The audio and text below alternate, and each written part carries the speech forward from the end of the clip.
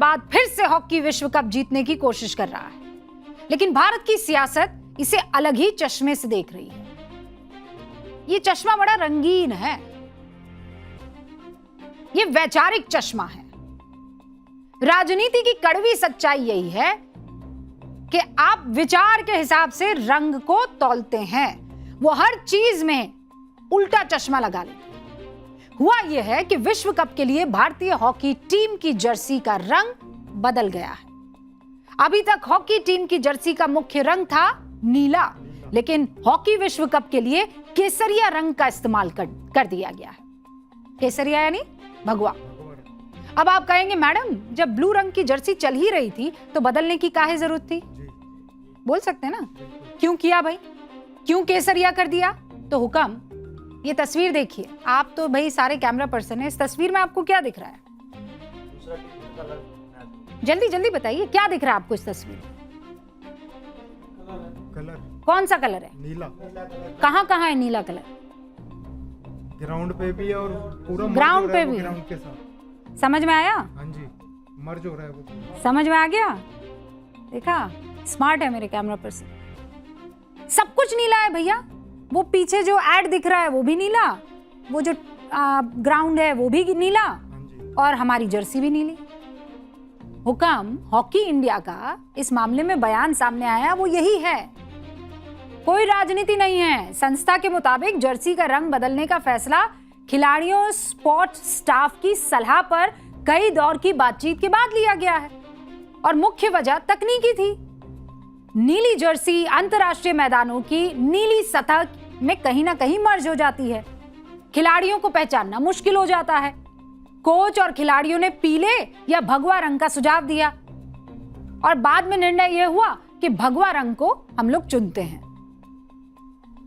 Hockey India के अध्यक्ष और भारतीय हॉकी टीम के पूर्व कप्तान दिलीप तिर्की ने इस बदलाव को लेकर क्या कहा है, जल्दी से सुन लीजिए।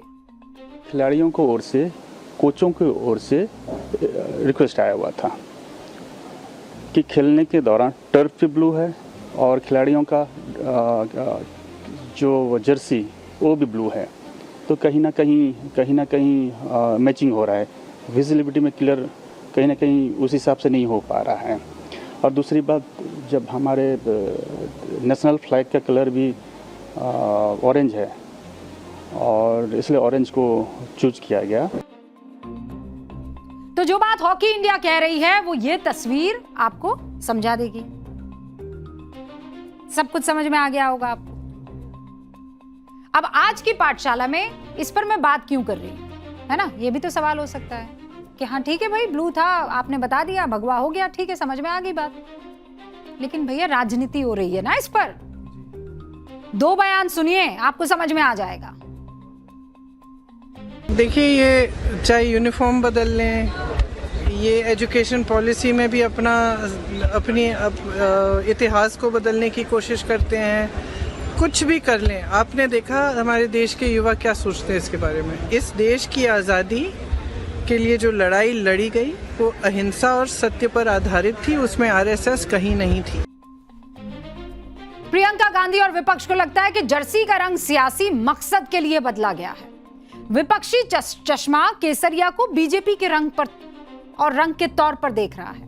हाउ सैड ना, and how silly. Priyanka Gandhi केसरिया को संघ से जोड़कर देख रही हैं, लेकिन प्रियंका गांधी जो कह रही है वो उनकी पार्टी के आधिकारिक स्टैंड के खिलाफ है। सीरियसली, पार्टी के आधिकारिक स्टैंड के खिलाफ है। ये नई वाली पार्टी नहीं जो अब अलग हो गई है। अलग हो गई है मतलब वैचारिक तौर पर। मेरे पास AICC यानी ऑल इंडिया कांग्रेस कमेटी का 7 अगस्त 1931 में पारित एक प्रस्ताव का पन्ना है। ये रहा वो पन्ना, और इसको मैं मार्कर से बकायदा मार्क करके लाई। ये जो पिंक कलर का आपको, हालांकि इसको मुझे भगवा रंग से करना चाहिए था, ठीक है कोई बात नहीं। पिंक कलर के रंग में जो ये हाईलाइटेड आपको पैराग्राफ दिख रहा है, इसमें साफ लिखा है, पढ़ के बताऊं? ऐसे पढ़ते हैं। It being understood that the color have no communal significance. Zoom कीजिए ना भैया। ठीक है, okay. It being understood that the colors have no communal significance, हम ये समझते हैं कि रंगों को किसी तरह से आप कम्युनल नहीं कर सकते हैं, but that saffron shall represent courage. saffron यानी भगवा। व्हाइट जो है वो पीस को रिप्रेजेंट करेगा, सच्चाई को और पीस को रिप्रेजेंट करेगा, और green shall represent faith and chivalry, and the spinning wheel the hope of the masses. समझ गए? साफ समझा रहा है कि रंगों का कोई सांप्रदायिक महत्व नहीं होता है। केसरिया रंग फिर भी साहस और त्याग का प्रतीक है, श्वेत रंग शांति और सत्य का, हरा रंग आस्था और शौर्य का प्रतिनिधित्व करता है, और बीच में स्थित हमारा चरखा जनसाधारण की आशा का प्रतीक है। ये देश के झंडे की बात नहीं कर रही हूं मैं, एआईसीसी में उस वक्त जो कांग्रेस ने झंडा अपनाया था, मैं उसकी बात कर रही हूं। मतलब देश की आजादी की लड़ाई लड़ रही कांग्रेस को रंग में कोई धर्म नहीं दिख रहा था, लेकिन आजाद भारत की राजनीति कर रही कांग्रेस को सियासी रंग दिखाई दे रहा है। आजादी की लड़ाई लड़ रही कांग्रेस को केसरिया रंग साहस और त्याग का प्रतीक लगता था। 12 साल से विपक्ष में बैठी मौजूदा कांग्रेस को केसरिया रंग किसी संगठन का रंग लग रहा है। कैसे? सिर्फ इसलिए कि जिस बीजेपी ने कांग्रेस को लगातार 3 लोकसभा चुनाव में शिकस्त दी, उसके झंडे में केसरिया रंग है, या इसलिए कि कांग्रेस जिस आरएसएस की विचारधारा से नफरत करती है, उसके झंडे का रंग केसरिया है। जब बीजेपी के झंडे में हरा रंग देखा तो दिक्कत नहीं है, उसमें ब्लू रंग भी है। वो देखिए हरा है ना, जहां लिखा हुआ है बीजेपी, तो क्या है वो भी भगवा हो जाता है क्या? कल को उससे भी तकलीफ हो जाएगी। केसरिया रंग देखकर अगर किसी को सियासत दिखाई देती है तो सवाल रंग से नहीं फिर नजरिए से है। बॉस, भारत की परंपरा में केसरिया सिर्फ रंग नहीं है, यह उस साधु की पहचान है जिसने राजपाट छोड़ा। जैन परंपरा में तप और त्याग का नाम है। शहीदों की याद से लेकर निशान साहिब तक केसरी सिर्फ कपड़े का रंग नहीं है, यह हिम्मत का रंग है। अगर भारतीय हॉकी टीम की जर्सी में केसरिया रंग आ गया तो उसमें देशभक्ति क्यों नहीं दिखती? सिर्फ राजनीति क्यों दिखती है? क्या केसरिया देखकर हमें सूफी फकीर याद नहीं आ सकते? क्या हमें जैन तप और सिख शौर्य याद नहीं आ सकते? या फिर समस्या रंग में नहीं है, हिंदुत्व में है। समस्या यह है कि कुछ लोगों ने हर भारतीय प्रतीक का राजनीतिक पेटेंट अपने दिमाग में कर दिया है, और प्रियंका गांधी ने बहुत ही स्मार्टली जर्सी के रंग को जेन जी से जोड़ दिया। किससे? कह गई कि जेन जी ये स्वीकार नहीं करेगा, लेकिन क्या जेन जी का चेहरा सिर्फ वही है जो जंतर मंतर पर प्रदर्शन कर रहे थे? मैं सवाल पूछ रही हूं आपसे। अरे भारत का जेन जी वो भी है जो ग्लासगो कॉमनवेल्थ में तिरंगा शान से लहरा रहा है। दिलीप महादू गावित जेन जी हैं, 2003 में जन्मे, 23 साल के हैं, पुरुषों की पैरा T47 कैटेगरी में 100 मीटर रेस को 10 सेकंड 71 नैनो सेकंड में पूरा कर दिया, 10.71 सेकंड्स में पूरा कर दिया, गोल्ड मेडल जीता। दिलीप महादू सिर्फ 12 सेकंड पीछे रह गए मोहम्मद बासिल से, दूसरे नंबर पर सिल्वर मेडल जीता।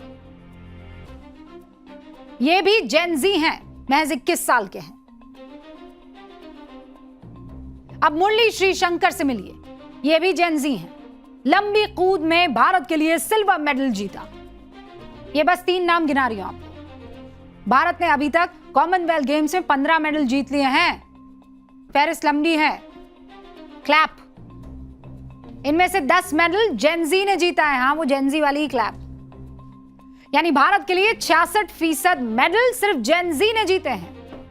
अब इन्हें ना रंग की सियासत से मतलब है, ना सड़कों के हंगामे से। ये आपदा को अवसर बनाना जानते हैं, ये मैं नहीं कह रही हूं। भारत के लिए गोल्ड मेडल जीतने वाले जेन जी दिलीप महादू गावित कह रहे हैं। सुन लीजिए। ये आज गुरु पूर्णिमा है, तो गुरु के लिए गिफ्ट है। मैं बचपन में पेड़ से गिर गया था, तब वो हाथ थोड़ा सा ये कट करना पड़ा। तो सिर्फ फिर बाद में सर ने मुझे भागते वक्त देखा, उन्होंने बोला घर वालों को हमारे घर में ये थोड़ी देर तकलीफ थी, तो उन्होंने अडॉप्ट कर लिया। वही सब करते हैं, सब मेरा खर्च जो नासिक में मैं ट्रेनिंग करता हूँ। तो आज बहुत अच्छा लगा मुझे भागते वक्त। हमारे प्राइम मिनिस्टर नरेंद्र मोदी जी का बहुत बहुत शुक्रिया, हमारे पैरा वालों के लिए सपोर्ट करने के लिए। और पैरालंपिक वाले भी बहुत सपोर्ट करते हैं और साई स्पोर्ट भी बहुत सपोर्ट करे, हमारे गवर्नमेंट भी सपोर्ट करता है। उनकी सपोर्ट की वजह से आज हम देश का नाम ऊंचा कर पाए। ये भी जेनजी हैं, इनको अवसर सरकार और सिस्टम ने दिया, उसे गोल्ड में इस जनरेशन ने तब्दील कर लिया। और फिर भी हर चीज को सियासी चश्मे से देखना है तो देश की युवा आबादी जो हासिल कर रही है उसे भी देखिए हुक्म।